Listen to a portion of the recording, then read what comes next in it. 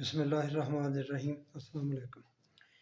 بخاری اور مسلم میں ہے کہ حضور صلی اللہ علیہ وآلہ وسلم نے فرمایا کہ میں تمہیں اہل جنت سے آگاہ کرنا چاہتا ہوں۔ یہ کمزور اور حقیر اور ضعیف مسلمان وہ جنتی ہیں کہ اگر اللہ پر قسم کھا بیٹھیں تو اللہ ان کی قسم کو ضرور سچا کر دے گا۔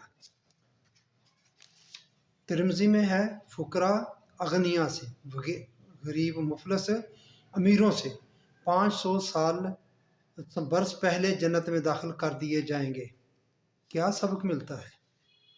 کیا چیز ظاہر ہوتی ہے؟ نبی اکرم صلی اللہ علیہ وآلہ وسلم کس چیز کی ترغیب دے رہے ہیں؟ کیا نبی اکرم صلی اللہ علیہ وآلہ وسلم مسلمانوں کو کمزور، حقیر، ضعیف اور مفلس دیکھنا چاہتے تھے؟ ایسے مسلمان کس طرح غلبہ حاصل کر سکتے تھے؟ کس طرح غالب رہے؟ اور کس طرح یہ غلبہ حاصل کر سکتے ہیں ایسے مسلمان؟ بس یہی بات آپ کے سامنے رکھنا چاہتا ہوں۔